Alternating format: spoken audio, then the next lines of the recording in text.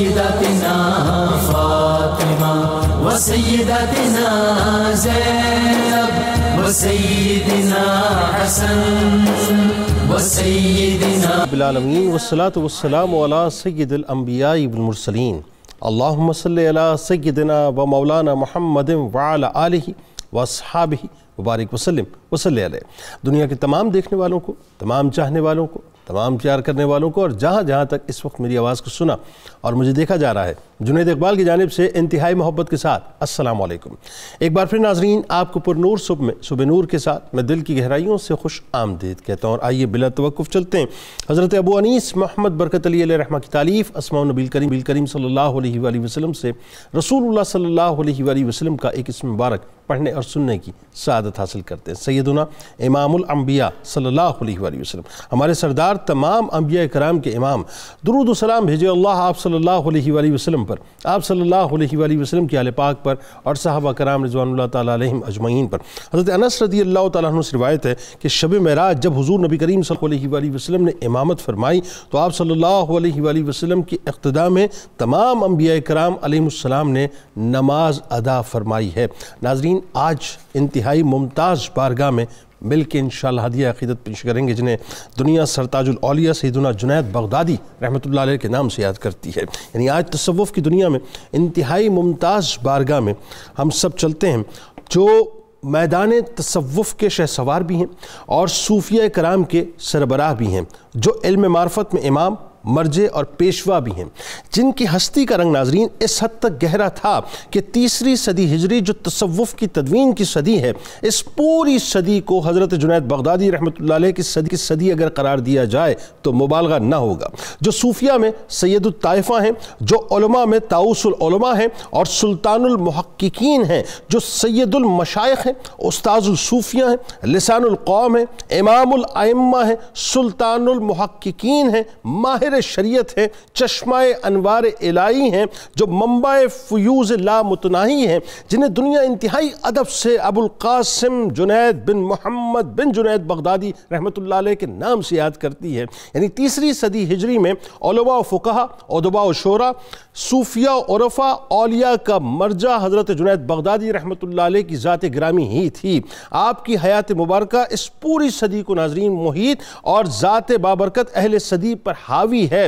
جوانی میں ہی آپ کا علم کا چرچا عام ہو چکا تھا، شریعت و طریقت پر اس حد تک کاربند تھے ناظرین، اس حد تک کاربند تھے کہ ابن تیمیہ کہتے ہیں کہ جنید بغدادی کتاب و سنت کے شہدائی تھے، آپ اہل معرفت میں سے تھے۔ حضرت جنید بغدادی رحمۃ اللہ علیہ کا پیشہ ناظرین آئینہ سازی تھا۔ بڑی کمال آپ کو بات بتلاؤں، مگر آپ صرف ظاہری جسم کے لیے آئینہ ساز نہ تھے، بلکہ روحانی دنیا میں بھی باطنی وجود کے لیے بھی آئینہ ساز تھے۔ یعنی جو آپ رحمت اللہ علیہ کی بارگاہ میں آتا تو آپ رحمت اللہ علیہ کی ہستی کے آئینے میں اپنے باطن کا اصل عکس دیکھ کر اپنے باطن کو سوال لیا کرتا تھا۔ حضرت سری سکتی رحمت اللہ علیہ ناظرین سے ان سے ایک روز ہی پوچھا گیا، کسی نے پوچھا کہ کیا کوئی مرید ایسا بھی ہوتا ہے جس کا درجہ اپنے مرشد سے بھی بلند تر ہو جائے؟ فرمایا ہاں۔ اس کے بعد آپ رحمت اللہ علیہ نے جنید بغدادی رحمت اللہ علیہ کی طرف اشارہ کر کے فرمایا کہ ان کا درجہ میرے درجے سے بلند ہے۔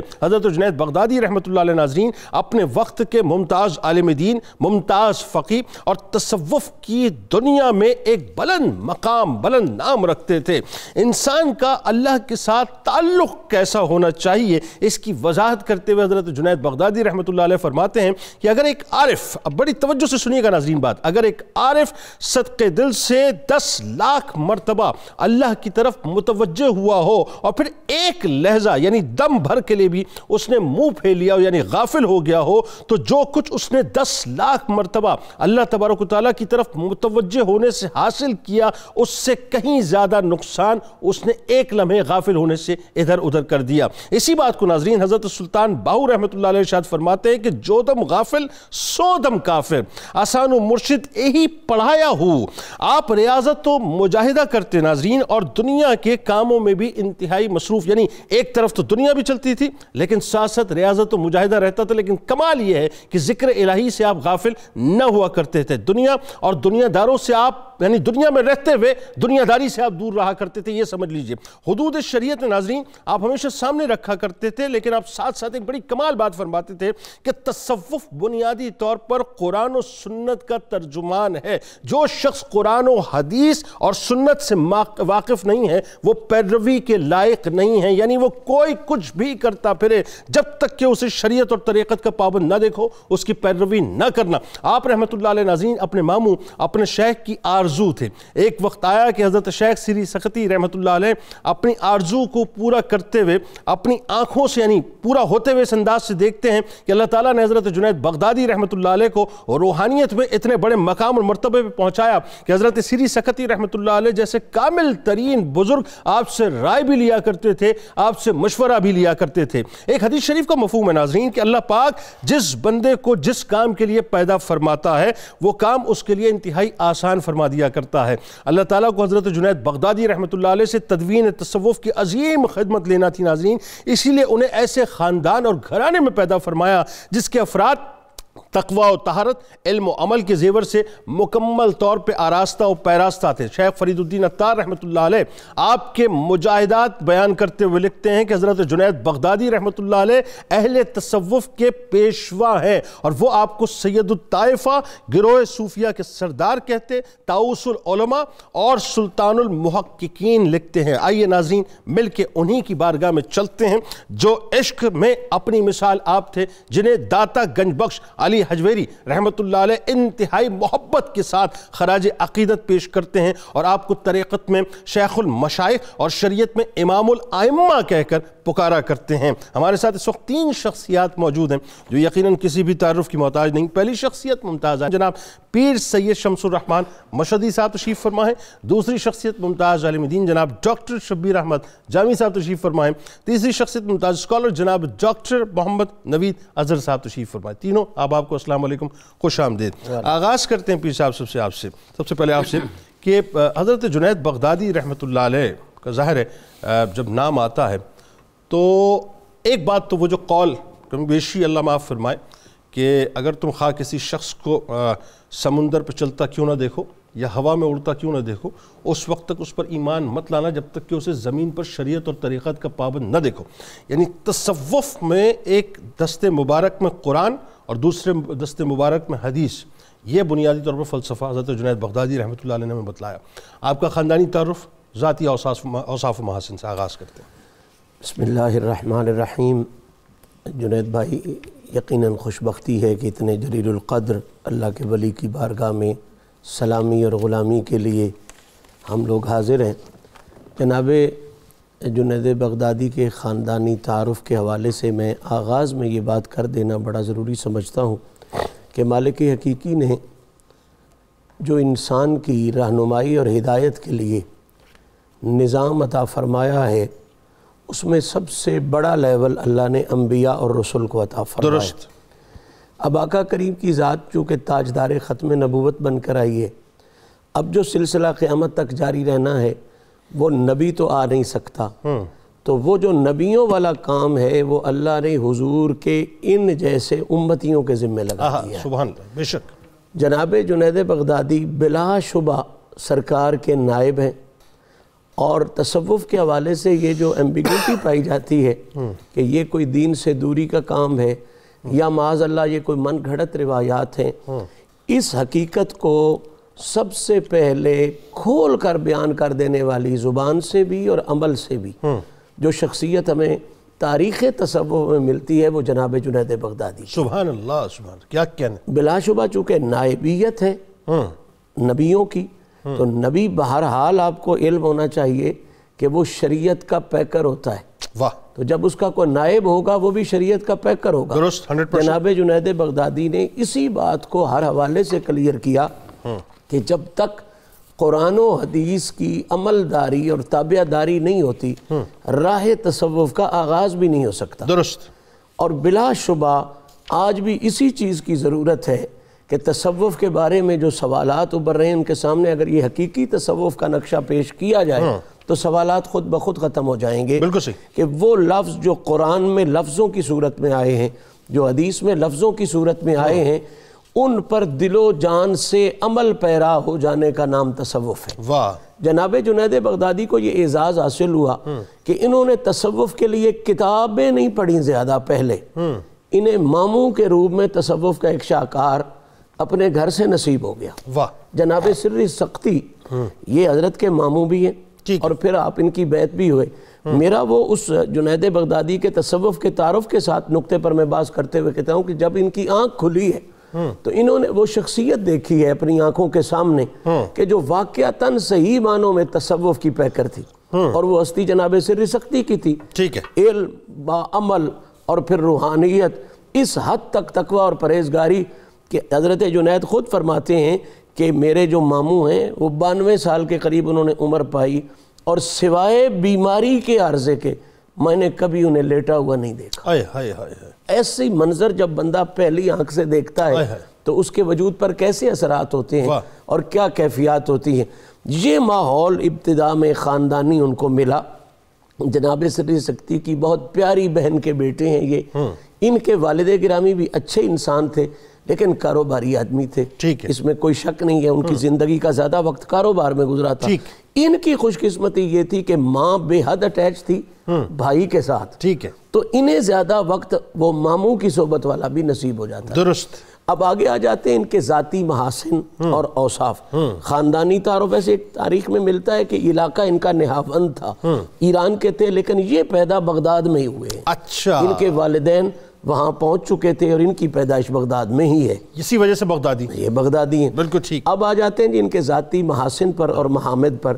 تو اس حوالے سے میں سمجھتا ہوں کہ اللہ تعالیٰ نے جس طرح آگے چل کے ان کو بلند درجات دینے تھے، شروع سے ہی ان کو محاسن کا منبع بنا دیا۔ واہ، سب سے پہلی خوبصورت اور اعلیٰ ترین صفت جو اللہ نے انہیں عطا فرمائی وہ بصیرت اور بلاغت کا مجمع بنایا ہے۔ واہ، یعنی بصیرت اور بلاغت کو جب اکٹھا کیا جائے، ایک بندے کی دیکھنے کی طاقت بھی کمال کی ہو اور پھر بولنے کی طاقت بھی کمال کی، تو پھر وہ تو حد ہی ہو جاتی۔ سونے پہ سہاگا۔ تو یہ 7 سال کی عمر میں ایسی باتیں کرتے تھے کہ بصیرت والوں کو ان کی بصیرت کو سلام کرنا پڑتا تھا، بلاغت والوں کو ان کی بلاغت کو سلام کرنا پڑتا تھا۔ اب ذرا وہ فکر ہی ان کا سن لیں کہ چھوٹی سی عمر میں اسکول سے واپس آئے یا مدرسے میں، باپ رو رہا ہے، ابا جی کیوں رو رہے ہیں؟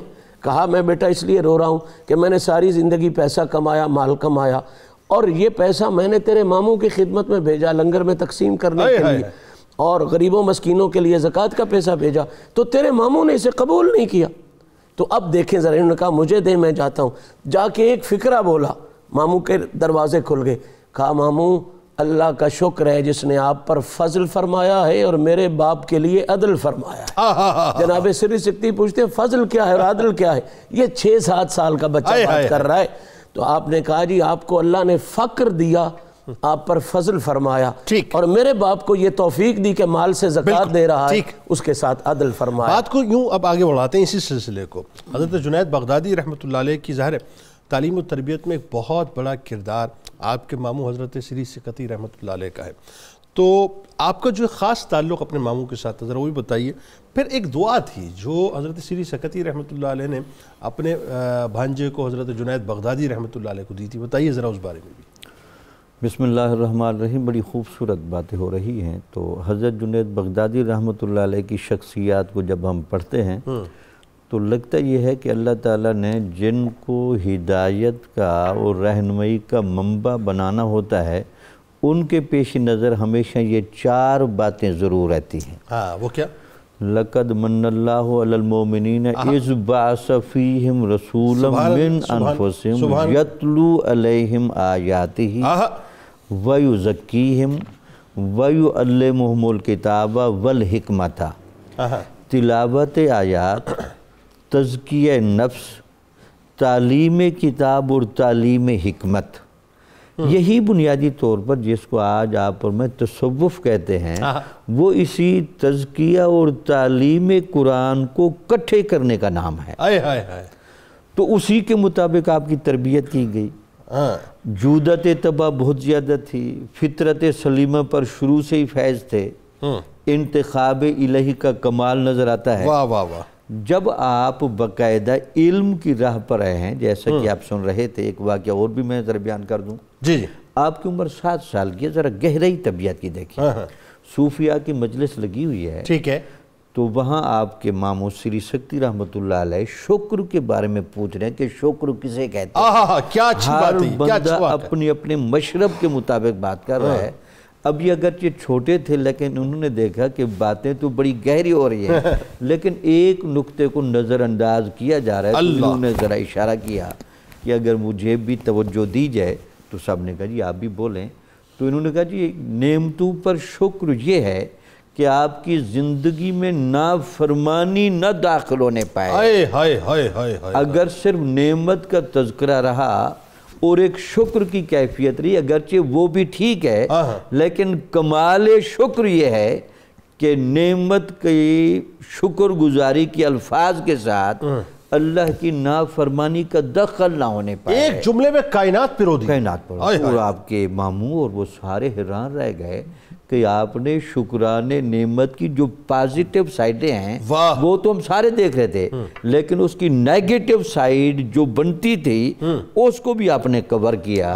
کہ آج ہمارے ہاں کیا ہوتا ہے، شکرانے نعمت کا یہ رخ تو بتایا جاتا ہے لیکن دوسرا رخ نہیں بتایا جاتا کہ شکر تمام اس وقت ہوگا کہ آپ جس کی نعمتوں کا شکر کر رہے ہیں اس کی نعمتیں ہمیشہ پازیٹیو رخ پر ہیں. یعنی دوسرے لفظوں میں اس کی ناراضگی سے بچتے رہو، اس کی نافرمانی سے بچتے رہو. یہ ان کے بچپن کے اندازہ لگائیں اللہ نے کیا ذہانت دی، کیا قلب سلیم دیا، دل و دماغ کی وہ کیا روشنی دی ہوئی ہے کہ چیزوں کو کس بریکی سے سمجھتے ہیں. سبحان اللہ. آپ کہتے ہیں کہ جب آپ نے قرآن مجید کی تعلیم حاصل کر لی تو پھر آپ حدیث کے اتنے شوقین تھے کہ علامہ ابن تیمیہ جن کو عام طور پر ہم محققین کے اس رخ میں رکھتے ہیں کہ جن کی چھلنیوں سے چیزیں نہیں جلدی چھنتی، بڑی مشکل سے وہ بھی علامہ وہ جنید بغدادی رحمۃ اللہ علیہ کو سرتاج الاولیاء اور سرتاج العلماء کے لقب سے یاد کرتے ہیں کہ علم و معرفت کا سنگم تھے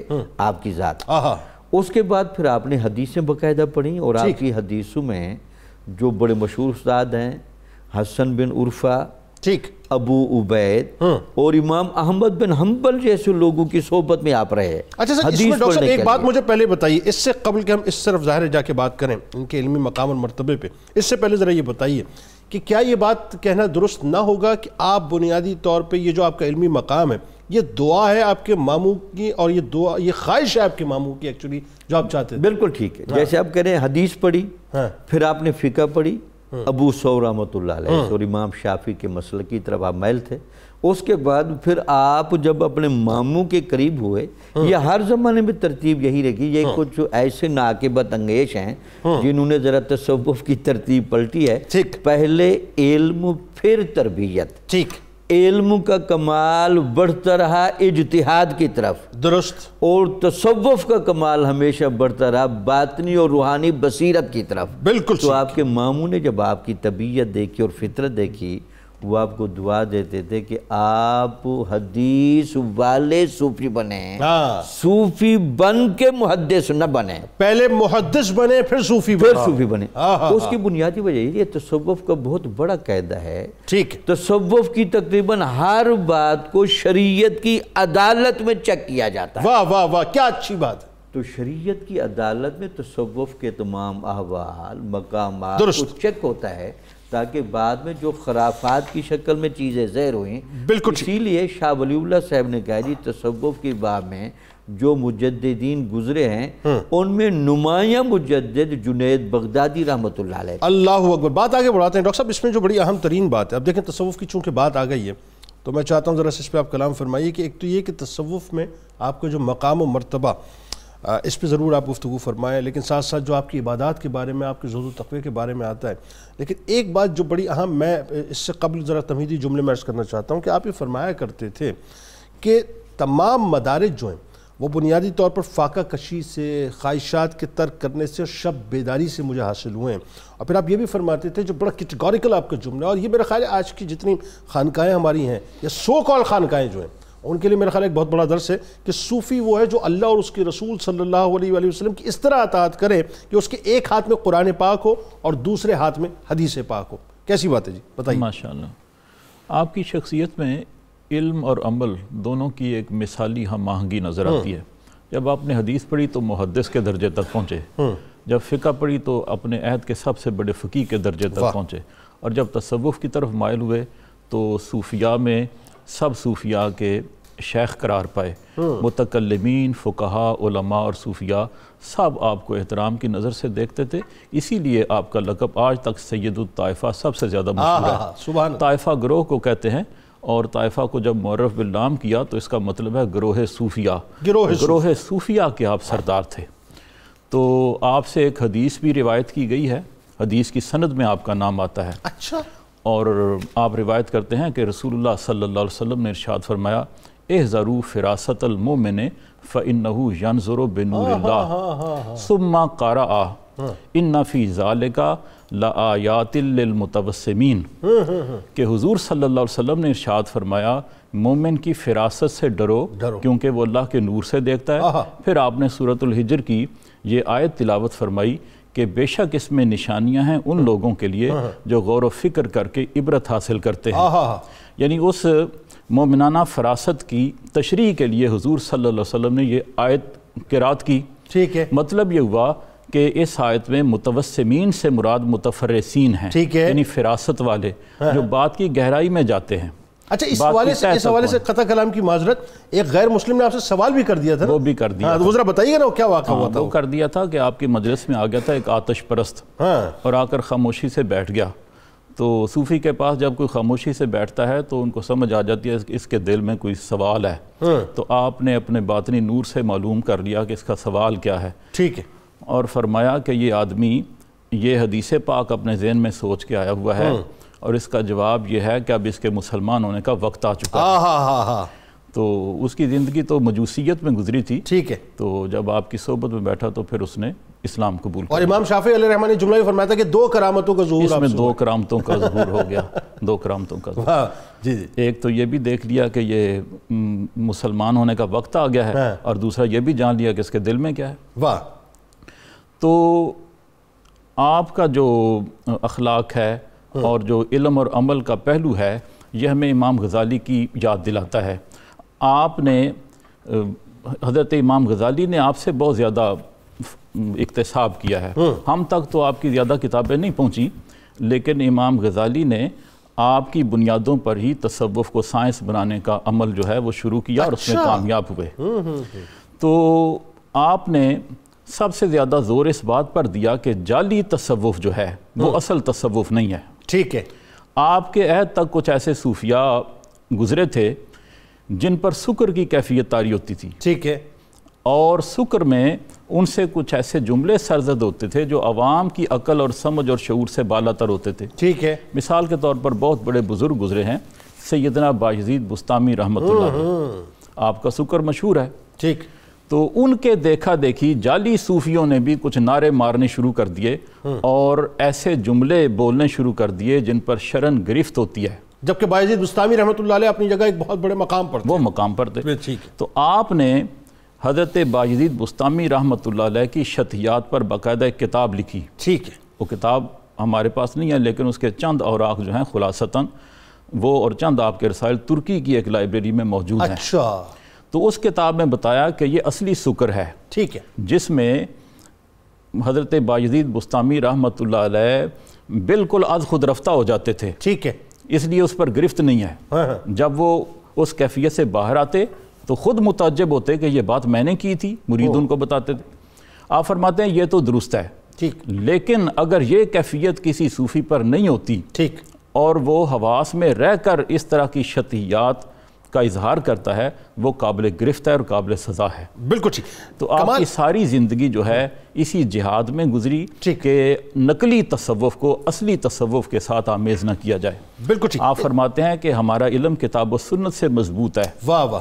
تو ہم پہلے قرآن پڑھتے ہیں، ٹھیک، پھر ہم حدیث کا علم سیکھتے ہیں، پھر فقہ کا علم سیکھتے ہیں. یہ تصوف کا اصل راستہ ہے. اور یہی قرب الہی کا راستہ ہے. سنت کے راستے سے ہی تمام بھلائیوں کے دروازے کھلتے ہیں. جو آدمی سنت کا پابند نہیں ہے نہ اس کا حال مقبول ہے نہ اس کا مقام معتبر. یعنی آپ نے بنیادی طور پہ ایک کوڈ آف کنڈکٹ دے دیا کہ تصوف کو اگر چیک کرنا ہے تو کسوٹی قرآن و سنت کی پیمانہ ہوگا. بالکل ٹھیک. ناظرین ہمارے ساتھ رہیں. حضرت جنید بغدادی رحمۃ اللہ علیہ کا تذکرہ پاک ہے اور ظاہر ہے یہ نام جنید کی ایک نسبت ہے. اللہ تبارک و تعالیٰ بس وہ نسبت کے صدقے ہمیں وہ عطا کر دے جو ہماری دنیا بھی بنا دے اور ہماری آخرت بھی بنا دے. سرکار علیہ السلام کی بارگاہ میں درود پاک کا نذرانہ پیش کرتے ہیں اور جب لوٹیں گے انشاءاللہ ناظرین تو آپ کو بتائیں گے کہ اللہ تبارک و تعالیٰ نے آپ کو جو علمی مقام اور مرتبہ عطا کیا ہے اور ظاہر اکابرین امت نے کس انداز سے آپ کو خراج تحسین پیش کیا اور پھر آپ کی تعلیمات. آج آپ نے ہمارے ساتھ رہنا ہے کیونکہ تصوف میں جو چیزیں خلط ملط ہو گئی ہیں ایک تھن سی لائن ہے, اس کو ڈیفائن ہونا ضروری ہے کہ آپ کی تعلیمات کیا ہے تصوف میں. درود پاک سرکار علیہ السلام کی بارگاہ. ایک بار پھر ناظرین میں آپ کو خوش آمدید کہتا ہوں. سید الطائفہ حضرت جنید بغدادی رحمۃ اللہ علیہ کی بارگاہ میں ہدیہ عقیدت پیش کر رہے ہیں. اب ہر مسلمان ناظرین اس وقت جہاں جہاں ظاہر ہے مسلمان بچتے ہیں, اگر آپ ایک سوال انسٹنٹ ان سے کریں کہ کیا تم اللہ کا قرب چاہتے ہو تو جواب ملے گا ہاں میں اللہ کا قرب چاہتا ہوں. ایسا ہی ایک سوال حضرت جنید بغدادی رحمۃ اللہ علیہ کی محفل میں ہوا. ناظرین کسی مرید نے دریافت کر لیا کہ انسان خود میں کیا اوصاف پیدا کرے کہ اللہ تبارک و تعالیٰ کی بارگاہ کا قرب حاصل ہو جائے. اب آپ نے کیا فرمایا ناظرین, یہ ہے بڑی توجہ طلب بات. فرماتے ہیں کہ 8 اوصاف رکھنے والا شخص اللہ کی بارگاہ میں قرب حاصل کر سکتا ہے. سخاوت, رضا, صبر, خاموشی, غربت, سیاحت, گدڑی اور فقر. یہ 8 اوصاف 8 برگزیدہ انبیاء کرام علیہ السلام میں سے. اب کیا فرماتے ہیں, بڑی توجہ رہے ناظرین. فرماتے ہیں کہ سخاوت حضرت ابراہیم علیہ السلام سے ہے کہ آپ نے اپنے فرزند حضرت اسماعیل علیہ السلام کو اللہ تعالیٰ کی راہ میں قربان کرنے کے لیے پیش کر دیا. دوسری بات فرماتے ہیں کہ صبر حضرت ایوب علیہ السلام کی طرف سے ہے کہ آپ نے انتہائی مصائب پر صبر فرمایا اور اللہ کی جانب سے آزمائش پر ثابت قدم رہے. فرماتے ہیں کہ خاموشی حضرت زکریا علیہ السلام سے ہے کہ آپ نے 3 دن تک لوگوں سے اشارے سے کلام کیا اور اپنے رب کو آہستہ سے پکارا.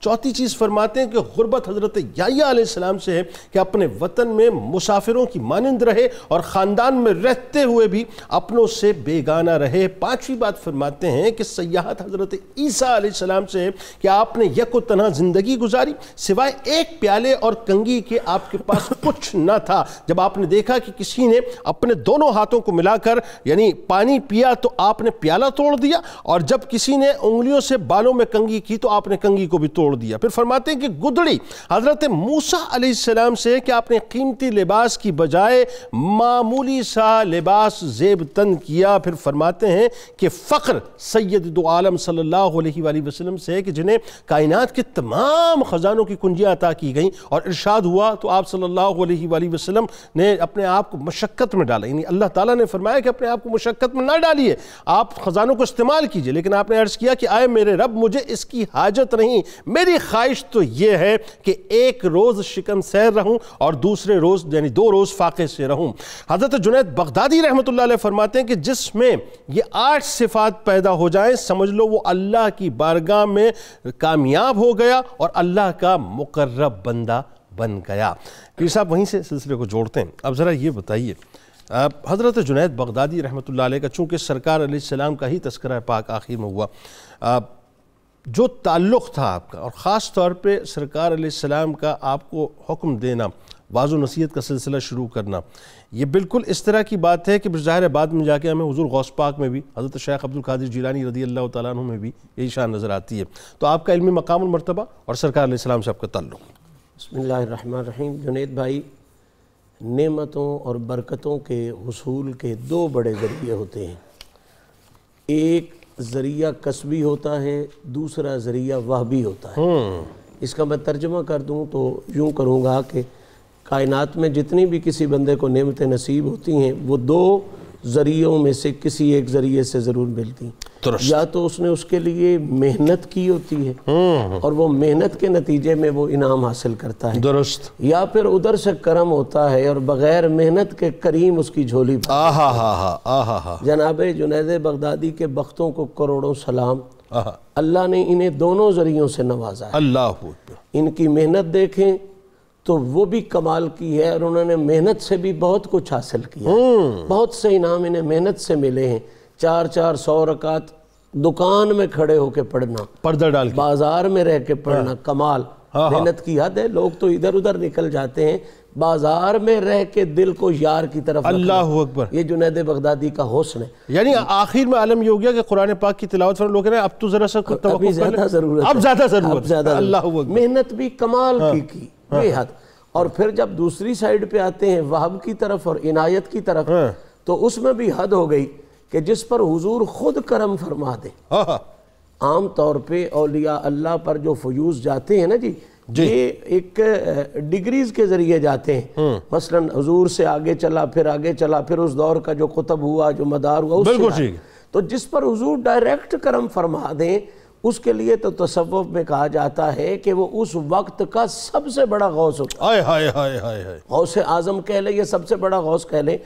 حضور کا ڈائریکٹ کرم فرمانا یہ دلیل ہوتا ہے کہ اس وقت پوری کائنات میں، تصوف میں، روحانیت میں اس جیسا کوئی نہیں۔ اللہ اکبر۔ حضرت جنید بغدادی کو یہ شرف حاصل ہوا کہ انہیں بالواسطہ، ہوتا تو فیض محمد ہی ہے، ولایت فیض محمد ہی ہے، حضور کے بغیر تو کوئی چیز آ نہیں، صاحب کوثر ہوئی ہیں، لیکن حضور نے ڈائریکٹ عطا فرمایا۔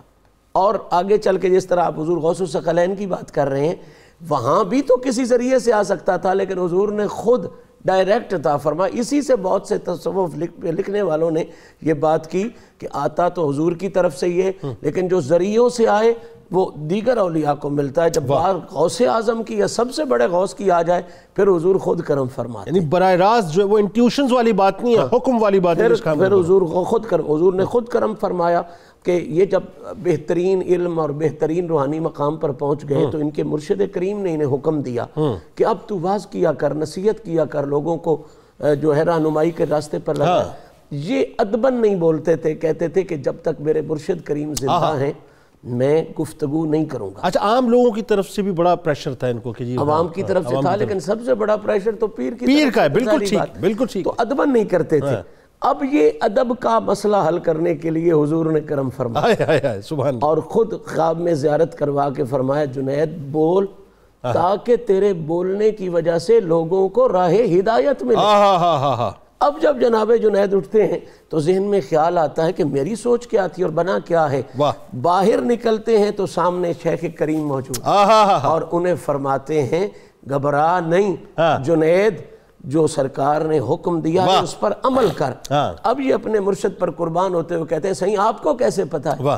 فرمایا تجھے سرکار کے جلووں کی زیارت ہوئی ہے اور مجھے پروردگار کے جلووں کی زیارت ہوئی ہے۔ سبحان اللہ، مالک نے حکم دیا ہے کہ میں نے اپنے حبیب کو، جنید کو، یہ کام کرنے کے لیے بھیجا۔ اس وقت کے بعد پھر جنید بغدادی واز شروع کرتے ہیں اور پھر حالت یہ ہے کہ 70 ہزار بندہ سنتا ہے۔ اور معتزلہ جو بولنے میں اپنی مثال نہیں رکھتے، وہ بھی مانتے تھے کہ لوگوں اگر کوئی بندہ ہر حوالے سے رہنمائی کرنے والا کلام کر سکتا ہے اس وقت تو وہ جنید بغدادی کلام کر سکتا ہے۔ بارگاہ تو آپ کی ایسی ہے کہ میرے پر جلتے ہیں 2 مصرے پیش کرتے ہوئے، لیکن پتہ نہیں کیوں ذہن میں آ گئے کہ نام جنید کا ہے صدقہ میرے پاس، نام جنید کا ہے صدقہ میرے پاس، پھر کیوں نہ کہوں بغداد میری پشت پہ ہے۔ سبحان اللہ۔ جی ڈاکٹر صاحب ذرا یہ بتائیے کہ حضرت جنید بغدادی رحمۃ اللہ علیہ کو اکابرین امت نے بڑا برملا خراج تحسین پیش کی، اور خاص طور پہ جو حضرت داتا گنج بخش علی حجویری رحمۃ اللہ علیہ نے جس انداز سے خراج پیش کیا، بتائیے ذرا۔ چونکہ جنید بغدادی رحمۃ اللہ علیہ کی جو سب سے بڑی خوبی بیان کی جاتی ہے، ان کو اہل ظاہر کا اور اہل باطن دونوں کا مسلمہ امام مانا جاتا ہے، اور یہ ظاہر و باطن کے جو 2 دھارے چل رہے تھے وہ سنگم کی جگہ پر چونکہ آپ بیٹھے ہیں، اس لیے آپ کی مرجعیت بہت مشہور ہے، ہر بندے نے آپ کو خراج تحسین پیش کیا۔ اور وہ جو بڑا خوبصورت جملہ کہا گیا کہ تصوف کی لائن کو بالکل واضح اور کلیئر کرنے میں جس طرح آپ نے رہنمائی فرمائی، اور بعد میں تصوف کو وہ اسناد اور وہ قبولیت ملی، اس میں آپ کا بڑا بنیادی کردار رہا۔ اس وجہ سے جتنے بھی تذکرہ نگار ہیں انہوں نے حضرت جنید بغدادی صاحب کی شخصیت کا اور آپ کے روحانی مقام کا، آپ کے علمی مقام کا اور تصوف کے اس تعین کا بہت زیادہ تذکرہ کیا ہے۔ سب بزرگ نے تعریف کی. امام غزالی کے حوالے سے کہہ رہے تھے چونکہ انہوں نے احیاء العلوم کو جس اعتبار سے مرتب کیا اور تصوف کا انسائکلوپیڈیا بنایا، اس کی ساری بنیاد انہوں نے جنید بغدادی کی فکر پر رکھی. بلکہ خود لکھتے اپنی کتاب المنکر من الدلال میں کہ وہ گمراہی سے بچانے والی کتاب. میں کن مراحل سے گزرتا تصوف کی طرف آیا. کیونکہ علم اور فلسفہ کے بڑے عالم تھے تو علماء کو چونکہ تصوف ذرا زیادہ جچتا نہیں، یہ رجحان اس وقت بھی تھا. لیکن کچھ نے کہا کہ صوفیاء سے اب پریشان نہ ہوں. صوفیاء نے بنیادی طور پر علم سے زیادہ جس کام پر محنت کی ہے نا، وہ عمل کا درجہ اخلاص، جس سے روحانی بالیدگی پیدا ہو. یہ ہے تصوف کی اصل جگہ کہ آپ عمل اس درجے کا کریں، اتنی استقامت سے کریں اور اتنا مسلسل کریں کہ آپ کے قلب و روح کی بصارت و فراست یہ پیدا ہو جائے. تو جنید بغدادی صاحب کا چونکہ اسمی کام ہے تو امام غزالی نے بڑے اعلیٰ القابات استعمال کیے. داتا علی حجویری رحمۃ اللہ علیہ کا آپ کہہ رہے تھے تو وہ تو لگتا ہی ہے کہ جنید بغدادی کے مسلک سے ہونے پر اپنا فخر بیان کرتے ہیں کہ میری پشت پر جو ہے نا جنید بغدادی صاحب کے فیض کی مہر ہے. اس لیے تصوف کی کتابوں میں جو کشف المحجوب کے اندر جامعیت، جو توازن اور شریعت و طریقت کے تمام احوال کی ہم آہنگی نظر آتی ہے، یہ بھی لگتا یہ ہے کہ حضرت جنید بغدادی کا داتا علی حجویری پر بھی خصوصی فیضان تھا. تو یہی وجہ تھی. اس کے علاوہ حارث محاسبی نے، فرید الدین عطار نے، عبداللہ انصاری نے، جتنے بھی تصوف کے طرح، علامہ جامی نے بڑی تعریفیں کی ہیں. انہوں کے اس میں کوئی شک نہیں کہ سکر اور محبت والوں نے بھی جنید بغدادی کو اتنا ریسپانس دیا ہے.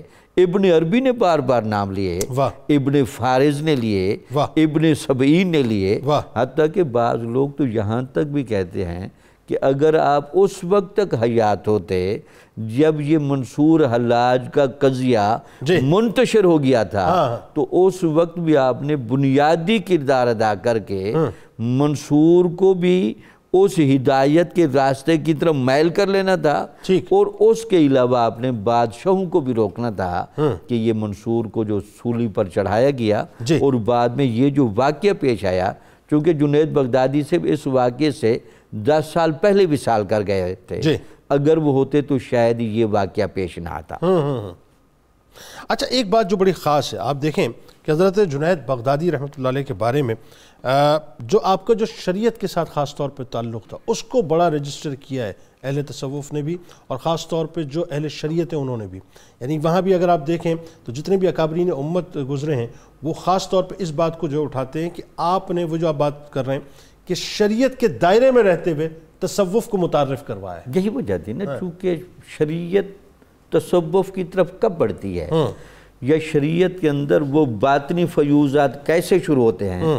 علماء نے اور کچھ صوفیاء نے اور ذرائع بھی تلاش کرنا شروع کیے ریاضات اور مجاہدات کے زور پر، لیکن آپ کا زور اس پر تھا کہ اگر آپ شریعت کے اعمال پر استقامت پر آ جائیں اور اخلاص نیت کو لازم پکڑ لیں تو تصوف جیسے کمالات ضرور مل جائیں گے. بالکل ٹھیک. حافظ ذہبی رحمۃ اللہ علیہ جو کہتے ہیں کہ آپ اپنے زمانے کے شیخ العارفین اور صوفیہ کے لیے نمونہ تھے اور اپنے وقت کے نامور ولی تھے. اللہ تعالیٰ کی آپ پر رحمتیں نازل ہوں. ڈاکٹر صاحب آخر میں اب ذرا جو آپ کی تعلیمات ہیں وہ بڑی اہم ترین، اور میرا خیال ہے کہ اگر آج کی ریلیونسی میں ہم بات کریں اور تھوڑا سا مجھے اگر اجازت دیں، مجھے اسپیس دیں تو میں کھل کے سوال عرض کروں کہ آج ہمارے یہاں اللہ ماشاءاللہ، میں حاشیہ لگا کے بات کر رہا ہوں، جو لوگ صحیح کام کر رہے ہیں، لیکن جو ایک ہمارے یہاں کثرت کے ساتھ جو ہے جعلی پیر ہیں، جعلی خانقاہیں ہیں، اور تصوف کے نام پہ جو لوٹ کھسوٹ ہو رہی ہے اور تصوف کے نام پہ جو تماشا لگا ہوا ہے، کہ وہ بات وہی ہے کہ آپ کوئی کرائس اینجل کی طرح جو ہے، میں نے پہلے بھی ایک جملہ کہا تھا، اگر آپ کو سمندر پہ چلتا دکھا دے آپ ایمان لے آتے ہیں. اگر کوئی ڈیوڈ کاپر فیلڈ کی طرح جو ہے وہ ہوا میں اڑتا ہوا دکھا دے اپنے آپ کو تو آپ اس پہ ایمان لے آتے ہیں. تو وہ شریعت کہاں گئی؟ وہ شریعت تو اپنی واضح نصیحت میں بنیادی طور پہ جنید بغدادی رحمۃ اللہ علیہ نے فرمائی تھی، ان کے ارشادات کو ہم نے جو ہے فراموش کر دیا. بتائیے ذرا. شیخ نے عمر پر صوفیاء کا لباس نہیں پہنا کہ خرقہ پہن کے گوشہ نشین ہو جائیں. آپ نے علماء کا لباس پہنا. واہ.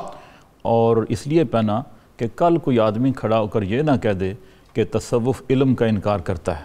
صحیح. آپ نے فقی کے طور پر زندگی گزاری اور اپنے استاد حضرت ابو ثور رحمۃ اللہ علیہ کی مجلس میں 20 برس کی عمر میں آپ فتویٰ لکھنے لگ پڑے تھے. تو لیکن چونکہ آپ نے لوگوں کی تربیت تصوف کے حوالے سے کی، اس کا نتیجہ یہ تھا کہ آہستہ آہستہ فقی کا لفظ جو ہے مدم پڑ گیا اور آپ کی شہرت صوفی کے اعتبار سے ہو گئی. آج کل لوگوں میں کنفیوژن ہے، وہ یہ کہ کوئی آدمی اگر کشف و کرامت کا اظہار کر دیتا ہے اور اس کے دم درود سے بعض اوقات لوگ تندرست ہو جاتے ہیں تو سمجھتے ہیں شاید یہی ولایت ہے اور یہی تصوف ہے، جبکہ وہ سنت کا پابند نہیں ہوتا، نماز نہیں پڑھتا، روزہ نہیں رکھتا، گالیاں دیتا ہے.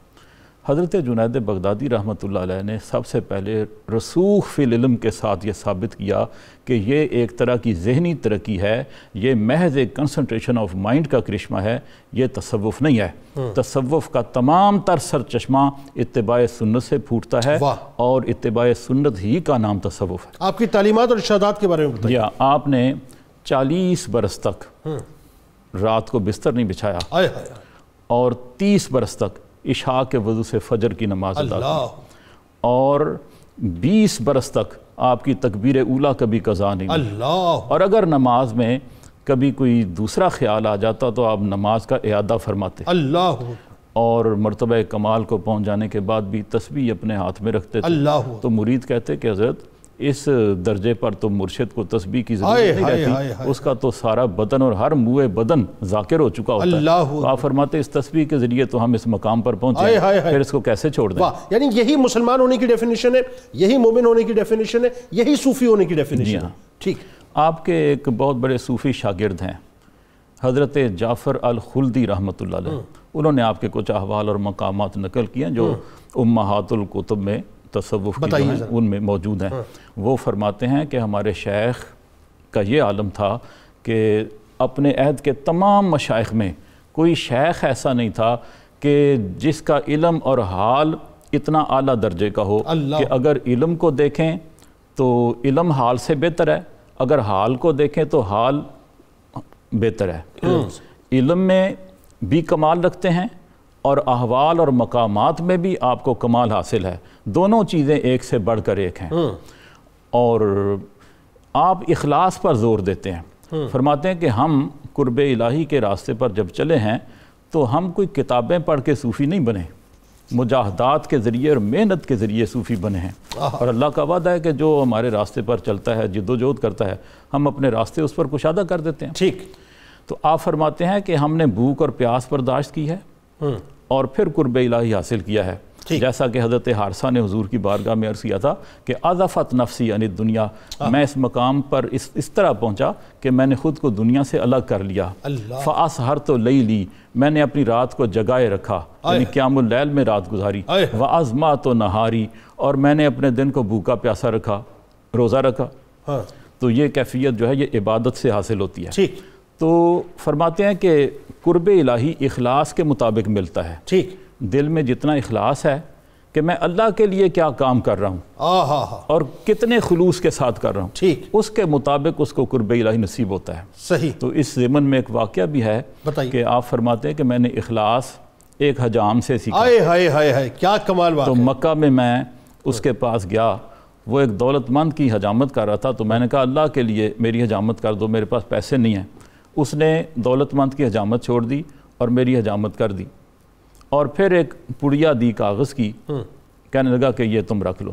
اس میں کچھ پیسے تھے، ٹھیک ہے، وہ میں نے استعمال کیے. پھر دل میں سوچا کہ جب میرے پاس کچھ پیسے آئیں گے میں اس کا قرض اتار دوں گا. صحیح.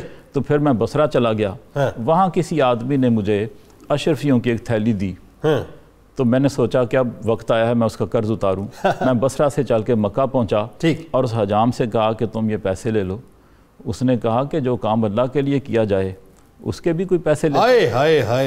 میں نے تو اللہ کے لیے حجامت کی. تو فرمانے لگے اخلاص یہ ہے کہ جو کام اللہ کے لیے کیا جائے اس میں پھر غیر کا لالچ نہ ہو. کیا کہنا. اچھا ایک اور بات دیکھیں نا، وہ جو اب جب آپ نے حجام کا ذکر کیا تو وہ ایک پرندے کا بھی تو ذکر ہو جائے ساتھ ساتھ کہ وہ جو پرندہ جب آپ کو تحفتاً دیا گیا، دیکھیں کیسا واقعہ ہے وہ کہ اس کا اثر جو ہے آپ کی زندگی میں بھی رہا اور پھر وہ آپ کے پردہ فرمانے کے بعد جب آپ کو خواب میں دیکھا گیا، وہ کیا واقعہ ہوا تو ذرا بتائیے. پرندہ آپ کو کسی نے دیا تھا تو آپ نے اس کو پنجرے میں بند کر دیا. تو کچھ عرصے کے بعد اس نے آپ سے کلام کیا اور آپ نے اس کو آزاد کر دیا۔ لوگوں نے پوچھا کہ آپ نے اس کو کیوں آزاد کر دیا؟ فرمایا اس نے کہا کہ جنید تم دوستوں کے ساتھ بیٹھ کے آزادی سے باتیں کرتے ہو، مجھے تم نے قید کر رکھا ہے، تو میں نے اس کو آزاد۔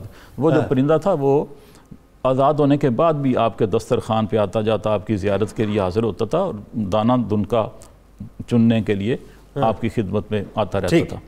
آپ کے ایک مرید نے یہ بات مشہور کر دی کہ میں اب کامل ہو گیا ہوں اور مجھے صحبت شیخ کی ضرورت نہیں رہی، اور اپنا ایک خواب بیان کرنا شروع کر دیا لوگوں میں کہ رات کو فرشتے آتے ہیں اور مجھے اونٹ پہ بٹھا کے جنت میں لے جاتے ہیں اور جنت کی بہاروں کی سیر کراتے ہیں۔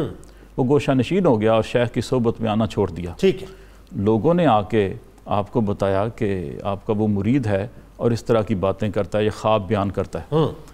آپ تشریف لے گئے ملاقات کے لیے، کہا یار اپنی ولایت کا کوئی قصہ سناؤ۔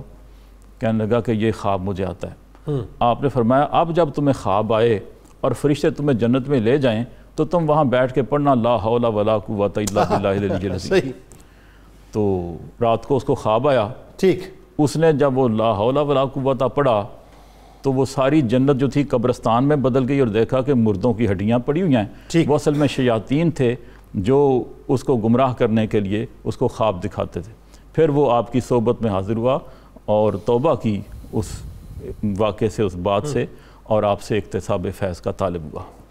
ٹھیک، بالکل صحیح۔ آخر میں چاہتا ہوں ذرا حضرت جنید بغدادی رحمۃ اللہ علیہ کے حوالے سے کوئی پیغام، خاص طور پہ جو موجودہ دور میں ہمارے یہاں تصوف کو جس انداز سے ہم نے اس کا چیرہ مسخ کیا ہے۔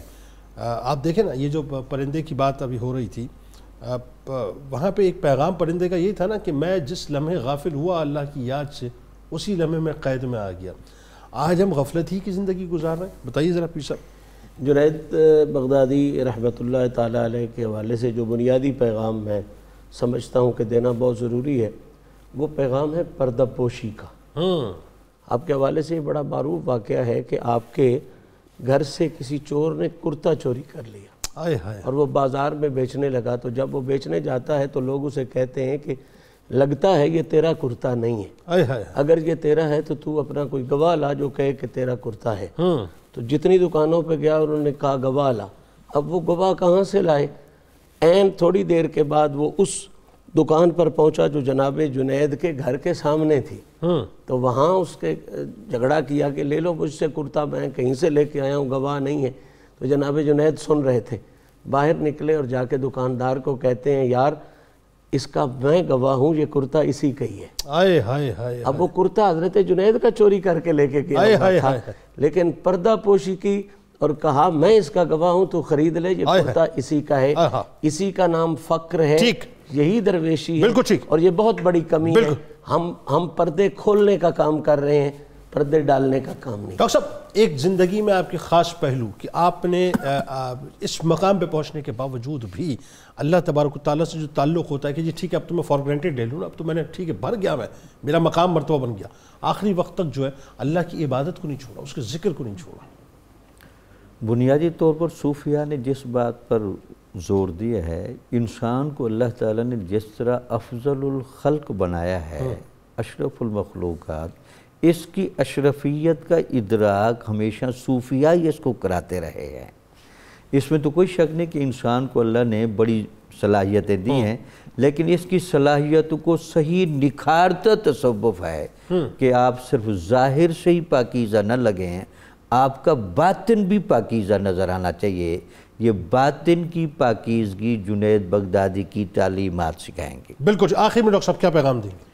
آپ نے تصوف کی ایک تعریف یہ کی ہے کہ تصوف اچھے اخلاق کی طرف عروج کا نام ہے اور برے اخلاق سے بچنے کا نام ہے۔ بالکل۔ علماء کی ایک مجلس میں تشریف فرما تھے تو آپ نے فرمایا اے علماء سو، دنیا کا لالچ رکھنے والے آدموں، اپنے علم کی زکوٰۃ دیا کرو۔ ٹھیک۔ تو لوگوں نے پوچھا کہ حضرت کیسے دیں؟ فرمایا جو 200 مسائل تم نے یاد کر رکھے ہیں ان میں سے 5 پر عمل بھی کر لو، اور جو 200 احادیث تم نے زبانی یاد کر رکھی ہیں ان میں سے 5 پر خود بھی عمل کیا۔ آئے ہائے ہائے ہائے۔ ناظرین کرام، بس یہی آج کے پروگرام کا کرکس ہے۔ اللہ کرے کہ حضرت جنید بغدادی رحمۃ اللہ علیہ کا جو تقویٰ اور ان کی پرہیزگاری ہے، کاش اس زہد کی تھوڑی سی خیرات ہمیں بھی نصیب ہو جائے۔ کتاب الشفا کی جانب چلتے ہیں۔ عبادت میں خشوع و خضوع کا عمل آپ کو بتلاتے ہیں کہ جس شخص کو اپنی عبادت میں خشوع و خضوع میسر نہ آتا ہو وہ کثرت کے ساتھ کلمہ طیبہ اور استغفر اللہ کا ورد کرے، انشاءاللہ اسے عبادت میں خشوع و خضوع نصیب ہوگا۔ حضرت جنید بغدادی رحمۃ اللہ علیہ کا بڑا کمال قول مبارک ہے کہ اخلاص بندے اور رب کے درمیان ایک راز ہے جسے نہ فرشتہ جانتا ہے کہ اسے لکھ سکے، کیا کمال بات ہے صاحب، نہ شیطان جانتا ہے کہ اسے بگاڑ سکے اور نہ نفس جانتا ہے کہ اسے اپنی طرف مائل کر سکے۔ روزنامہ 92 نیوز میں آج مضمون ضرور پڑھیے گا حضرت جنید بغدادی رحمۃ کے حوالے سے۔ ٹویٹر پہ ہمیں ضرور فالو کیجئے، فیس بک پیج کو لائک کیجئے، یوٹیوب چینل کو سبسکرائب کر کے بیل آئیکن کو ضرور کلک کیجئے گا۔ آپ وہاں موجود، ہم یہاں موجود، مل کے نعرہ لگاتے ہیں۔ اس دعا، اس امید، اس یقین کے ساتھ اجازت دیجیے، لا یؤمن احدکم حتی اکون احب الیہ من والدہ وولدہ والناس اجمعین۔ اللہ تعالیٰ آپ کا، ہمارا، ہم سب کا، پاکستان کا اور امت مسلمہ کا حامی و ناصر ہو، آمین۔ پاکستان کا مطلب کیا؟ لا الہ الا اللہ محمد رسول اللہ صلی اللہ علیہ وسلم۔